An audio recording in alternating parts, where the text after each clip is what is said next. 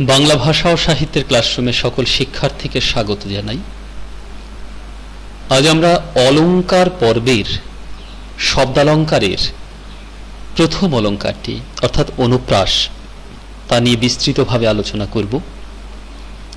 ইতিমধ্যেই অলংকার কি এবং অলংকারের যে শব্দালঙ্কার এবং অর্থালঙ্কার এই দুই শ্রেণী অবস্থান করছে এবং সেই শ্রেণীর মধ্যে যে দৃষ্টান্ত স্বরূপ অলংকার সমূহ অবস্থান করছে তার পরিচিতি পূর্ব ক্লাসে দিয়েছি। ডেসক্রিপশন বক্সে তার লিঙ্ক দেওয়া আছে, তোমরা দেখে নিতে পারো। তবে এক্ষেত্রে জানিয়ে দিই, আজ আমরা শব্দালঙ্কার পর্বের অনুপ্রাস নিয়ে আলোচনা করব। তবে অনুপ্রাসে আসার পূর্বে প্রথমে আমরা শব্দালঙ্কার কি সে কথা সম্পর্কে একটু মনে করে নিই, তাহলে বোধহয় খুব সহজে আমাদের আজকের ক্লাসটি সরলীকৃত হতে পারে। বিষয়টা কেমন জানো তো? যদি বলে শুরু করি, শুনে শুনে লিখে লিখে যদি শিখে নাও তবে শেখা ঠিক হবে, এটা জেনে নাও। যদি বলি অর্থ খুব গভীর না, অর্থ গভীর নয়। কি বললাম? শুনে শুনে লিখে লিখে যদি শিখে নাও, তাহলে শুনে শুনে দুবার ব্যবহার করলাম, লিখে লিখে দুবার। যদি শিখে নাও তবে শেখা ঠিক হবে, এটা জেনে নাও। নাও নাও বাক্যের শেষে মিল লক্ষ্য করলে তোমরা, সব মিলে একটা শব্দের ঝংকার তৈরি হলো, শ্রুতি মাধুর্য দান করলো। তাহলে এই যে শ্রুতি মাধুর্য দান করলো, এই শ্রুতি মাধুর্যই আসলে হলো শব্দালঙ্কার। অর্থের মাধুর্য এখানে তেমন নেই বললেই চলে। ধ্বনি সুষমা আছে, যে ধ্বনি সুষমার কারণে শ্রুতির সৌন্দর্য বৃদ্ধি পেয়েছে। সেই হেতু অলঙ্কার আমরা দেখেছি, অলঙ্কারকে দুটো শ্রেণীতে ভাগ করা যায়, একটা শব্দালঙ্কার, অর্থালঙ্কার। এতক্ষণ আমি শব্দালঙ্কারের কথা বলছিলাম, এটা নিশ্চয়ই সবাই বুঝতে পেরেছ। তাহলে শব্দালঙ্কার কি আমি বললাম, একটু পূর্ব বিষয়কে অনুসরণ করে নিই, রোমন্থন করে নিই, তাহলে খুব সহজে আমরা অনুভব করতে পারি। তাহলে শব্দালঙ্কার হলো সেই ধ্বনি সমষ্টি অর্থবহ হলে তখন তাকে বলা হয় শব্দ। আমরা জানি বলা যেতে পারে ধ্বনির সৌন্দর্য বর্ধক অলঙ্কারকেই বলা হয় শব্দালঙ্কার। এই শব্দালঙ্কার শ্রুতি প্রধান, শুনে ভালো লাগলো, শ্রুতি প্রাধান্য দান করলো। যেমন ঝমঝম বৃষ্টিতে ঝিঝি ডাকে ঝোপে ওই, মন হলো এলোমেলো বল তিলু নীলু কই। প্রথম বাক্যে লক্ষ্য করো, ঝয়ের একাধিকবার প্রয়োগ হয়েছে, আর দ্বিতীয় বাক্যের মধ্যে ল, এই ল ধ্বনিটির একাধিকবার ব্যবহার হয়ে একটা শ্রুতি সুষমা দান করলো। আমাদের শ্রুতি মাধুর্যের সৃষ্টি হলো শ্রবণেন্দ্রিয়ে, ভালো লাগলো শুনতে। এই যে ভালো লাগা, তাই তো অলঙ্কার। আবার যদি বলি মাঠে মাঠে ধান ধরে না কোয়ার, তেমন অর্থ নেই। মাঠে অনেক ফসল ফলেছে বোঝাচ্ছি, কিন্তু মাঠে মাঠে একাধিকবার ব্যবহার করে একটা সুন্দর ধ্বনি সুষমা সৃষ্টি করেছি।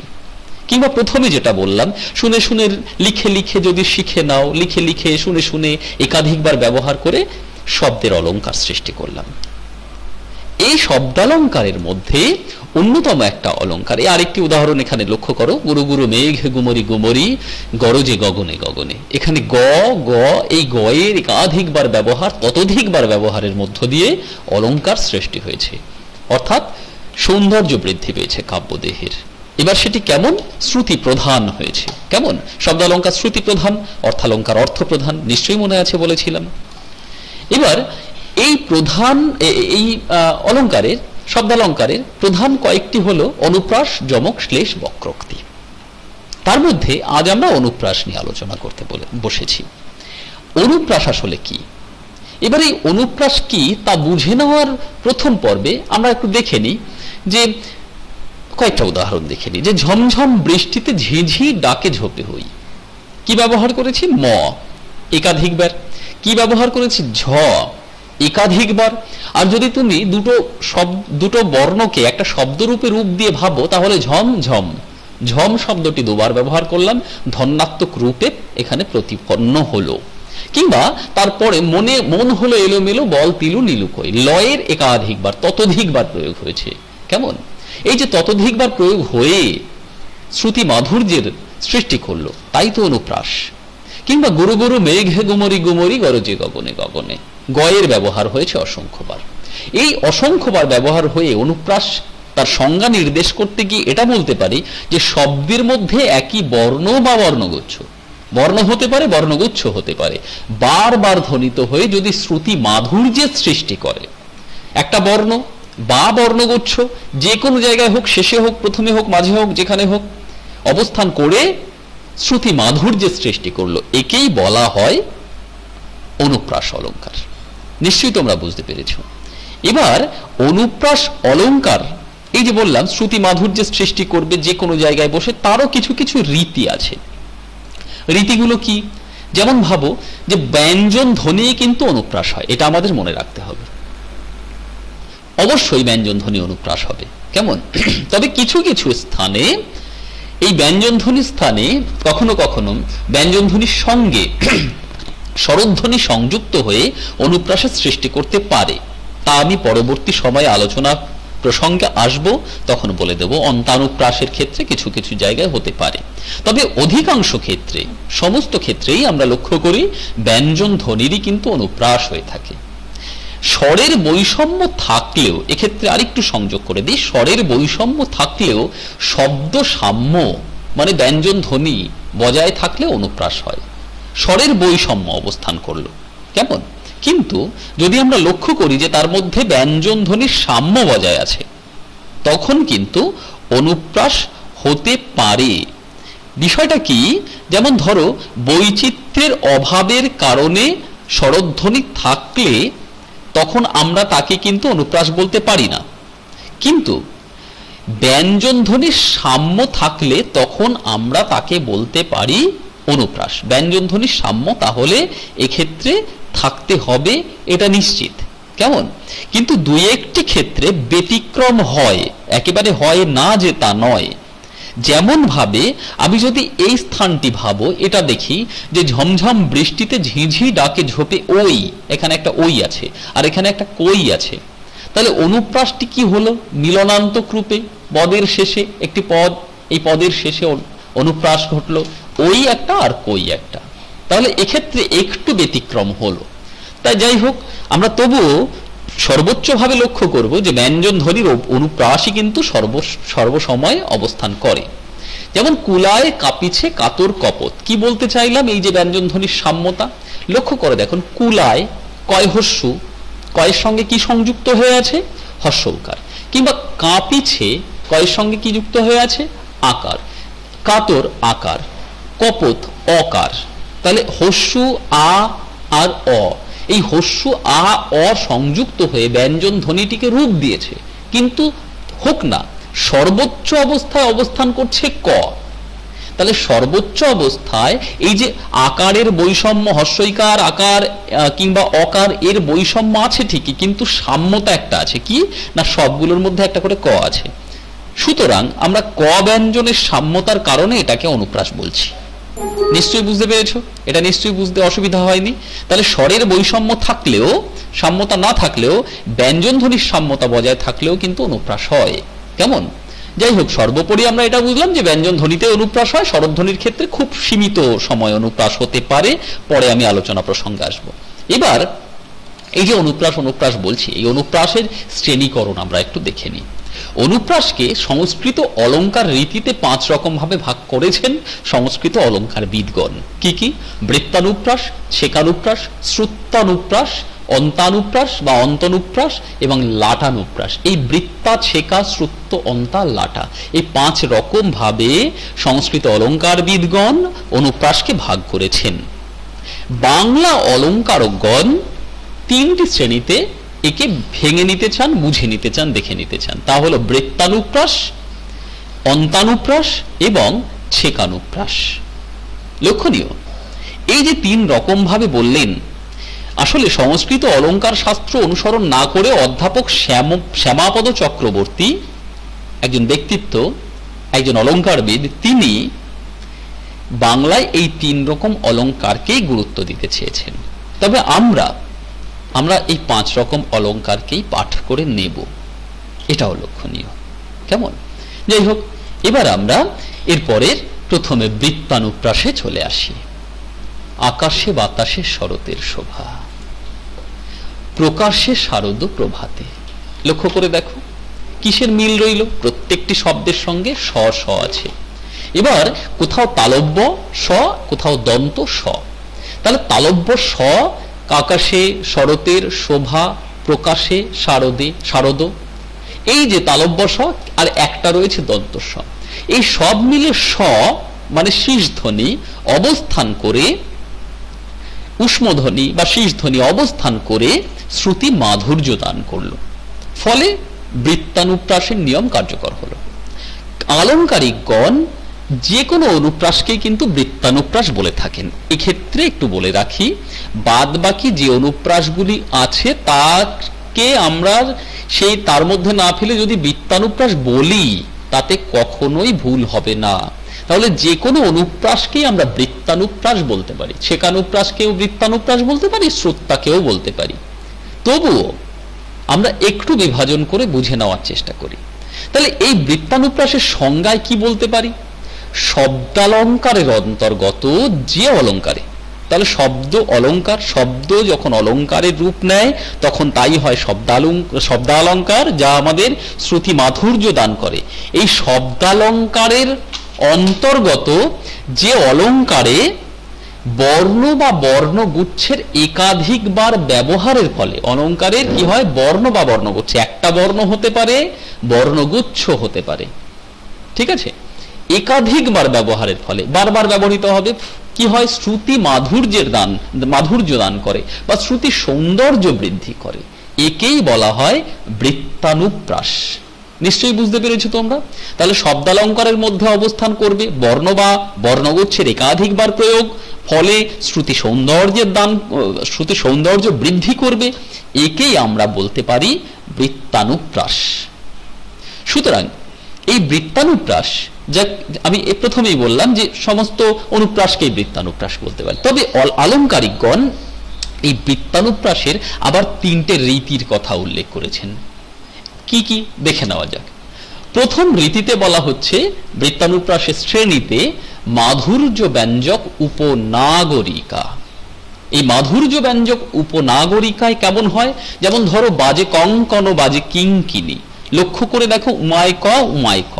তাহলে উমা এবং ক এই ধরনের ব্যঞ্জনগুলি একসঙ্গে, এটাকে তো যুক্ত ব্যঞ্জন বলে, কিংবা ন ন এটাকে কি বলে? নাসিক্য ধ্বনি, অনুনাসিক ধ্বনি বা সানুনাসিক ধ্বনি।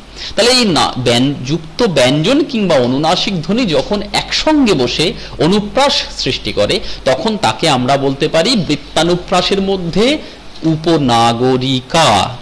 নিশ্চয়ই বুঝতে পেরেছো কি বললাম? যুক্ত ব্যঞ্জন কিংবা অনুনাসিক ধ্বনি থাকবে অনুপ্রাসের মধ্যে, সেই অনুপ্রাসকে আমরা বলতে পারি বৃত্তানুপ্রাসের মাধুর্য ব্যঞ্জক উপনাগরিকা। ঠিক আছে? দ্বিতীয় ক্ষেত্রে, দ্বিতীয়টিকে বলা হয় ওজগুণ বাচক পরুষা। এই ওজগুণ বাচক পরুষার ক্ষেত্রে কি হয়? হয় মূর্ধান্য ধ্বনি থাকে, নয় শীষ ধ্বনি থাকে। যেমন দেখো, আকাশে বাতাসে শরতের শোভা, প্রকাশে শারদ প্রভাতে। লক্ষ্য করে দেখো তালব্যস্ব দন্তস্বয়ের অবস্থান। সুতরাং এগুলো কি ধরনের ধ্বনি? শীষ ধ্বনি সবই, তাই না? বা ঊষ্মধ্বনি বলতে পারি, তাহলে এই শীষ ধ্বনি অবস্থান করছে। কিংবা এই উদাহরণটি দেখো যে ঢাকা থেকে টাটা করে তেহট্টে চলো, কি আছে? ঢ আর ট। এই ঢ আর ট কি ধরনের ব্যঞ্জন? নিশ্চয়ই তোমরা জানো, এই ঢ আর ট হলো মূর্ধান্য ধ্বনি। তাহলে এই মূর্ধান্য ধ্বনির একাধিক ব্যবহারে একটা শ্রুতি মাধুর্য সৃষ্টি করলো। একেই বলা হয় বৃত্তানুপ্রাসের ওজগুণ বাচক পরুষা। তাহলে ওজগুণ বাচক পরুষার ক্ষেত্রে আমরা দেখতে পাচ্ছি হয় থাকবে শীষ ধ্বনি বা ঊষ্মধ্বনি বলা হয় একে, কিংবা থাকবে মূর্ধান্য ধ্বনি। ঠিক আছে? বেশ, এটা বুঝতে পারলে। এরপরেরটা আসছি, এক্ষেত্রে এই যে মূর্ধান্য ধ্বনি কিংবা শীষ ধ্বনি থাকবে, কেমন? এরপরে আসে প্রসাদ ব্যঞ্জক কোমলা। এই প্রসাদ ব্যঞ্জক কোমলা কি? এটা কিন্তু বৃত্তানুপ্রাসের ভাগ আমরা দেখছি, কেমন? প্রসাদ ব্যঞ্জক কোমলায় উদাহরণ দেখো, কল কল ছলে নদী, চলে নদী হবে, সরি, কল কল চলে নদী, বহি চলে কত খেলা খেলে আপনি। কেমন? বা কল কল কল ছলে নদী, হ্যাঁ ছলেও হতে পারে, ছলনায়। তাহলে কল কল ছলে নদী বহি চলে, কত খেলা খেলে আপনি। কিসের ব্যবহার বেশি করেছি লক্ষ্য করে দেখো? ল এর ব্যবহার বেশি করেছি। এই যে ল, নিশ্চয়ই জানো তোমরা পার্শ্বিক স্বর এবং কোমল স্বর বলা হয়। তাহলে এই র আর ল কে কোমল স্বর বলা হয়, কোমল ধ্বনি বলা হয়। এই র কিংবা ল যখন অনুপ্রাসের ক্ষেত্রে সংযুক্ত হয়, তখন সেই র আর ল থাকার কারণে সেই ধরনের অনুপ্রাসকে আমরা বলতে পারি প্রসাদ ব্যঞ্জক কোমলা। খুব সহজ বিষয়। তাহলে বৃত্তানুপ্রাস মানে যে কোনো অনুপ্রাসকে আমরা বৃত্তানুপ্রাস বলতে পারি। এই বৃত্তানুপ্রাসের প্রথমটি হলো ওজগুণ বাচক পরুষা, যেখানে কি থাকবে? হয় যুক্ত ব্যঞ্জন থাকবে, নয়তো অনুনাসিক বা সানুনাসিক ব্যঞ্জন ধ্বনি থাকবে। ওজগুণ ভুল, মাধুর্য ব্যঞ্জক উপনাগরিকা। এবার ওজগুণ বাচক পরুষায় কি থাকবে? যেখানে থাকবে হয় মূর্ধান্য ধ্বনি কিংবা শীষ ধ্বনি। কেমন? যেমন আকাশে বাতাসে স স রয়েছে, ঢাকা থেকে টাটা, এটা ট ট রয়েছে, এক্ষেত্রে মূর্ধান্য ধ্বনি। আর প্রসাদ ব্যঞ্জক কমলার ক্ষেত্রে কি থাকবে? ল থাকবে কিংবা র থাকবে, একাধিকবার বা দুই বা ততোধিকবার এর ব্যবহার থাকবে। তাহলে বৃত্তানুপ্রাস নিয়ে আমার মনে হয় তোমাদের কোনো সমস্যা নেই। যদি সমস্যা থাকে কমেন্ট বক্সে লেখো, প্রয়োজন হলে আমি আবার ক্লাস নিয়ে জানিয়ে দেবো তোমাদের। আর সেই ক্লাসগুলো তোমরা সহজেই, খুব সহজে পেতে পারো, নোটিফিকেশন আগে পৌঁছতে পারে, যদি অবশ্যই সাবস্ক্রাইব করা থাকে। সাবস্ক্রাইব করে নিতে ভুলো না। যাই হোক, এবার এই বৃত্তানুপ্রাসের পরবর্তীতে আমরা আসব। এবার বৃত্তানুপ্রাস, আমরা তো বৃত্তানুপ্রাসের তিনটি ভাগ দেখেই নিলাম। এবার আমরা আসি ছেকানুপ্রাস। ছেকানুপ্রাসের ক্ষেত্রে কি হচ্ছে? যেমন উদাহরণ দিয়েছি, চলইতে পঙ্কিল শঙ্কিল বাট, উমায় ক আর ল। এই উমায় কয় হর্ষি ল, হর্ষিকারটাকে বাদ রেখে বললাম, উমায় কয় হর্ষি ল, ইঙ্কিল, পঙ্কিল, শঙ্কিল।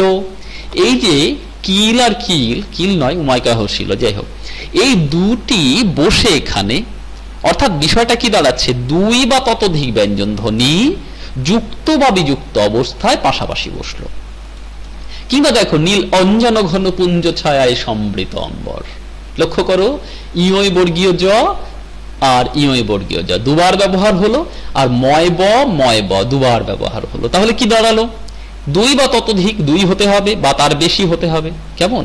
যুক্ত বা বিযুক্ত অবস্থায় ব্যঞ্জন ধ্বনি ক্রমানুসারে দুবার আবৃত হবে, দুবারের বেশি নয়। ঠিক আছে? তাহলে কি বললাম? দুই বা ততোধিক ব্যঞ্জন ধ্বনি, দুই বা ততোধিক ব্যঞ্জন ধ্বনি এখানে আছে উমায় কয় হর্ষই। তাহলে উমায় ক দুটি ব্যঞ্জন ধ্বনি, এর বেশি হতে পারে। তোমরা নিশ্চয়ই ইতিমধ্যেই এর আগে পড়ে এসেছে যুক্ত ব্যঞ্জন কিংবা যৌগিক ব্যঞ্জন স্বর, সেই সমস্ত ব্যঞ্জন ধ্বনি। এবার সেই ব্যঞ্জন ধ্বনির একাধিক প্রয়োগ, অনেকগুলো ব্যঞ্জন নিয়ে হতে পারে, তিনটে চারটে, নিশ্চয়ই জানো, দুটি, অনেক, এগুলো নিয়ে হয় গঠন। তো সেই যুক্ত ব্যঞ্জন ধ্বনি দুই বা ততোধিক মিলে দুইবার যদি ক্রমানুসারে পাশাপাশি বসে, তখন যে অলঙ্কারের সৃষ্টি করে, যে অনুপ্রাস অলঙ্কারের সৃষ্টি করে, তাকে ছেকানুপ্রাস বলে। তার দুই বা ততোধিক ব্যঞ্জন যুক্ত বিযুক্ত অবস্থায় যদি পাশাপাশি দুইবার ব্যবহৃত হয়, তখন তাকে বলে ছেকানুপ্রাস। এই ছেক শব্দের অর্থ হলো বিদগ্ধ পণ্ডিত। আসলে পণ্ডিতগণ এই অলঙ্কার ব্যবহার করেন বলে এর এই নাম হয়েছে। যেমন ভাবে তোমরা জানো, মাইকেল মধুসূদন দত্তের মেঘনাদবধ কাব্যে তিনি বলেছেন, লঙ্কার পঙ্কজ রবি গেল অস্তাচলে। দেখো, উমায় ক ব্যবহার করলেন। কিংবা বিদ্যাপতি বলেছেন, চলইতে পঙ্কিল শঙ্কিল বাটো। বিদ্যাপতি তার বিখ্যাত সেই পদ, কেমন? গোবিন্দ দাস তার বিখ্যাত সেই পদের কথা এখানে বলেছেন তিনি, চলইতে পঙ্কিল শঙ্কিল বাটো। তো গোবিন্দ দাস সম্পর্কে ক্লাস করেছি, দেখে নিতে পারো, ডেসক্রিপশন দেওয়া আছে, লিঙ্ক দেখে নিতে পারো। কেমন? কিংবা এই যে নীল অঞ্জন ঘন পুঞ্জ ছায়, রবীন্দ্রনাথ ঠাকুর বলছেন। কেমন? এইভাবে মহাকবিগণ, বিদগ্ধ পণ্ডিত কবিগণ এইভাবে ছেকানুপ্রাস বারবার ব্যবহার করেছেন সুন্দরভাবে। যাই হোক, নিশ্চয়ই বুঝতে পেরেছ। এরপরে আমরা আসি শ্রুত্তানুপ্রাস। শ্রুত্তানুপ্রাসের কি হচ্ছে ক্ষেত্রে? শুনছি, যদি অনুপ্রাস মানেই শোনা, শুনে অনুভব করা অলঙ্কারকে, কিন্তু মজার ব্যাপার এই শ্রুত্তানুপ্রাসের ক্ষেত্রে কানটাকে ভালো করে খোলা রাখতে হবে। তুমি ওহে মাতা শুনি তব কথা। অন্তিমের ক্ষেত্রে দেখো, মাতা আর কথা একই নেই, কিন্তু ত রাখিনি, মাতা বলেছি আর কথা বলেছি। তাহলে ত আর থ আছে, কিন্তু শুনতে ভালো লাগলো। বাতাসের বেগ পে বেগ, ভেসে চলে সাদা মেঘ। গ আর ঘ, তাহলে কি হলো? একটা অল্প প্রাণ, একটা মহাপ্রাণ, একটা ঘোষ ধ্বনি, একটা অঘোষ ধ্বনি, তাই না? দুটোই অঘোষ ধ্বনি। কিংবা এখানে দেখো লক্ষ্য করে, দুটি ঘোষ ধ্বনি এখানে, আর এখানে দুটি অঘোষ ধ্বনি, কিন্তু একটা মহাপ্রাণ, একটা অল্প প্রাণ। ত অল্প প্রাণ, থ মহাপ্রাণ। এই যে অল্প প্রাণ আর মহাপ্রাণ, কিংবা একই ঘোষধ্বনি কিংবা অঘোষধ্বনি পরপর দুটি পৃথক পংক্তিতে অবস্থান করে একটা শ্রুতি মাধুর্যের সৃষ্টি করলো, তখন যে সাদৃশ্য লক্ষ্য করলাম আমরা, শ্রুতি সাদৃশ্য লক্ষ্য করলাম, তাই হলো শ্রুত্যানুপ্রাস। আরেকটু বিস্তৃতভাবে বলি, ডেফিনেশনটাকে দেখে নি। বাকযন্ত্রের একই স্থান থেকে উচ্চারিত, একই জায়গা থেকে উচ্চারিত, সাপোজ মাথা কথা, মাতা কথা, দন্তমূল থেকে উচ্চারিত হচ্ছে, তাই না? ত থ। কিংবা বেগ বেগ, গ ঘ, একই জায়গা থেকে উচ্চারিত হলো। এই যে বাকযন্ত্রের একই জায়গা থেকে উচ্চারিত মানে হলো, আমরা জানি ক চ ট ত প, এই পাঁচটি বর্গ, এই পাঁচটি বর্গকে আমাদের লক্ষ্য করতে হবে, সেই ধ্বনিগুলি কিভাবে কোথা থেকে উচ্চারিত হচ্ছে, কেমন? সেই স্থান থেকে যখন সাদৃশ্য অনুসারে বাক্যের শেষে সেই বর্ণটি অবস্থান করে অনুপ্রাসের সৃষ্টি করে, তখন তাকে শ্রুত্যানুপ্রাস বলে। কেমন? যেমন ভাবে দেখো, শুনিসে বারতা, ব্রাহ্মণ কবিতায় রবি ঠাকুর লিখছেন, শুনিসে বারতা ছাত্রগণ মৃদুস্বরে আরম্ভিল কথা, বারতা ত আছে, কথা থ আছে, তাহলে ত থ মিলল, কিন্তু একই বর্ণ নয়, কিন্তু তবুও শ্রুতি মাধুর্য দান করলো। এই ক্ষেত্রে একে আমরা বলতে পারি শ্রুত্যানুপ্রাস। সেক্ষেত্রে কিন্তু পৃথক কি হতে পারে? ব্যঞ্জন ধ্বনি হতে পারে। কেমন? কিন্তু বাকযন্ত্রের একই জায়গা থেকে উচ্চারিত হতে হবে, হয় দন্তস্বর, নয় মূর্ধান্য, নয় তালব্য, নয় কণ্ঠস্বর, এরকম হতে হবে। ঠিক আছে? এই সম্পর্কে ধ্বনির বিষয়ক পর্বে বিস্তৃত আলোচনা করা আছে, তোমরা দেখে নিতে পারো। এরপরে আমরা 4 নম্বর পার্টে চলে আসি, যেখানে অন্তানুপ্রাস। অন্তে অনুপ্রাস খুব সহজ ব্যাপার, এটা একদম সোজা। কেমন? আকাশেতে ওরে পাখি, আমি বসে বসে দেখি। বেশ, এই যে খি খি, পদের শেষ একটি লাইন, একটি পংক্তি, তার শেষে দেখো ক্ষয় হস্যি, এখানে ক্ষয় হস্যি মিলল। কিংবা দেখো কবি এই যে মিলল শেষে, এক্ষেত্রে আমরা দেখো আরেকটা উদাহরণ দেখিনি, কহিতেছি তোমাকে তুমি মম প্রাণ হে। কেমন? এক্ষেত্রে ডেফিনেশনের ক্ষেত্রে কি দেখছি? কবিতার চরণান্তিক, একটা চরণের শেষে, পরমান্তিক কোন পর্বের শেষে, কিংবা পদান্তিক কোন পদের শেষে যদি মিল থাকে, তখন তাকে অন্তানুপ্রাস বলে। কেমন? যেমন ধরো, মহাভারতের কথা অমৃত সমান, কাশী দাস কহে শুনে পুণ্যবান। এই যে সমান ন বান ন মিলল, সুতরাং সেক্ষেত্রে কিন্তু আমরা অন্তানুপ্রাস লক্ষ্য করলাম। কবিতার ক্ষেত্রেই এটি কিন্তু অবস্থান করে, এই যে একেবারে শেষে। কিংবা একটি শঙ্করাচার্যের একটি শ্লোকে বলা হচ্ছে, মা কুরু ধন জনা যৌবন গর্বং হরতি নিমেষাৎ কালং সর্বং। মা কুরু ধন জনা যৌবন গর্বং হরতি নিমেষাৎ কালং সর্বং। এই যে গর্বং আর সর্বং মিলল, রেপ অনুস্বর, বয়রেপ অনুস্বর, এই যে মিলল, এক্ষেত্রে একে বলা হচ্ছে অন্তে অনুপ্রাস। কিন্তু কখনো কখনো অন্তে অনুপ্রাসের ক্ষেত্রে বিপরীত রূপ লক্ষ্য করা যায়, ব্যতিক্রম রূপ লক্ষ্য করা যায়। আমি তোমাদের বলেছিলাম যে ব্যতিক্রম রূপের খবর একটু শেষের দিকে দেব। শুধু ব্যঞ্জনেই অনুপ্রাস হয় তা কিন্তু নয়, স্বরেতেও কখনো কখনো অনুপ্রাস হয়, খুবই কম তা। এখানে দেখো স্বরে অনুপ্রাস হয়েছে। কিরকম? কহিতেছি তোমাকে তুমি মম প্রাণ হে, এখানে আছে ক, এখানে আছে হ। আমি বলেছিলাম ব্যঞ্জনেই অনুপ্রাস হয়, ব্যঞ্জন ধ্বনিতে, কিন্তু এখানে কি ব্যঞ্জন ধ্বনিতে অনুপ্রাস হলো? না, হয়নি।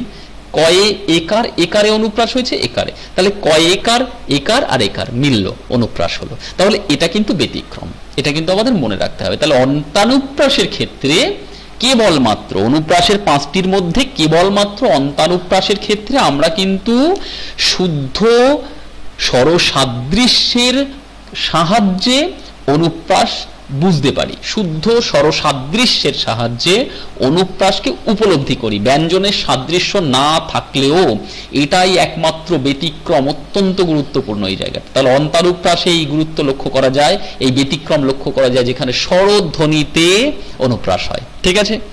ভালো করে স্টার দিয়ে লিখে রাখবে, কেমন, খাতাতে। বেশ, শেষ লাটানুপ্রাস। খুব সহজ এটাও। মাঠে মাঠে ধান ধরে না কো আর, লক্ষ্য করে দেখো, মাঠে মাঠে, গাছে গাছে ঝুলিতেছে বাদরের দল। গাছে গাছে দুবার শব্দটি ব্যবহার করলাম, একটা গাছে আর একটা গাছে, কেমন? কিংবা যদি বলা হয় আনা দরে আনা যায় কত আনারস, কিংবা ফুলে ফুলে ঢলে ঢলে, লক্ষ্য করে ফুলে ফুলে দুবার ব্যবহার করেছি, ঢলে ঢলে দুবার ব্যবহার করেছি। আনা দরে আনা যায় কত আনারস, আনা আনা আনা, এই যে একই শব্দ, শব্দ মানে ধ্বনি সমষ্টি, ধ্বনি সমষ্টি শব্দ যখন শব্দ বা কখনো কখনো শব্দ গুচ্ছ বারবার ব্যবহার করে যখন ধ্বনি সৌন্দর্যের সৃষ্টি করে, এই যে লিখে দিয়েছি, একই শব্দ বা শব্দগুচ্ছ যখন বারবার উচ্চারিত হয়ে শ্রুতি মাধুর্য সৃষ্টি করে, তখন তাকে বলে লাটানুপ্রাস। ঠিক আছে, নিশ্চয়ই বুঝতে পেরেছ। আরেকবার পিছনের দিকে চলে যাই। লাটানুপ্রাসে তাহলে কি হচ্ছে? শব্দ একাধিকবার ব্যবহার করে অনুপ্রাস সৃষ্টি করলো। অন্ত অনুপ্রাসে কি হচ্ছে? পদের শেষে গিয়ে কোনো একটি নির্দিষ্ট ব্যঞ্জন ধ্বনি বা স্বরধ্বনি একই থেকে মিল সৃষ্টি করো, অন্তানুপ্রাস। ঠিক আছে, অন্তানুপ্রাস হয়ে গেল। তার আগে আমরা শিখেছি শ্রুত্তানুপ্রাস। কি ছিল সেখানে? একবার খাতার দিকে তাকিয়ে দেখো। শ্রুত্তানুপ্রাসে আমরা বলেছিলাম বাকযন্ত্রের একই স্থান থেকে উচ্চারিত, একই ধ্বনি না হলেও চলবে, আলাদা ধ্বনি কিন্তু একই স্থান থেকে উচ্চারিত হতে হবে। হয় কণ্ঠস্বর ক খ গ ঘ, নয় তালব্য স্বর, তারপরে টঠ ড ঢ, কিংবা তারপরে দন্তস্বর তথ দ ধ দন্ত ন এই অবধি, কিংবা চ ছ জ ঝ মূর্ধন্য স্বর, যাই হোক না কেন একই ধ্বনি হতে হবে, বাকযন্ত্রের স্থান থেকে উচ্চারিত একই ধ্বনি, সেক্ষেত্রে অনুপ্রাসের সৃষ্টি করবে। এটাকে আমরা বলেছিলাম, নিশ্চয়ই মনে আছে, শ্রুত্তানুপ্রাস। তার আগে ছেকানুপ্রাসে কি ছিল? ছেকানুপ্রাসে বলেছিলাম ব্যঞ্জন ধ্বনি যুক্ত বা বিযুক্ত অবস্থায় পাশাপাশি দুবার মাত্র ব্যবহৃত হবে। যুক্ত বা বিযুক্ত অবস্থায় ব্যঞ্জন ধ্বনি দুই বা ততোধিক দুবার মাত্র ব্যবহৃত হবে, একে ছিকানুপ্রাস। আর প্রথমে বলেছিলাম বৃত্তানুপ্রাস। বৃত্তানুপ্রাস যে কোনো অনুপ্রাসকে বলা হয়, তার তিনটে ভাগ বলে দিয়েছিলাম, উপনাগরিকা, পরুষা এবং কোমলা। নিশ্চয়ই শিখতে পেরেছ। সবাইকে অশেষ ধন্যবাদ, ক্লাসের সঙ্গে জুড়ে থাকো। আর হ্যাঁ, লাইক শেয়ার করতে ভুলো না। সঠিক পথে শেখো, সাহিত্য অনুভব করো প্রাণে মনে। আর আগামী ক্লাসের জন্য অপেক্ষা করো, যেখানে আমরা ধারাবাহিকভাবে অন্য সকল যে অলংকারের ভাগগুলি রয়েছে তা নিয়ে ক্লাসে আসবো।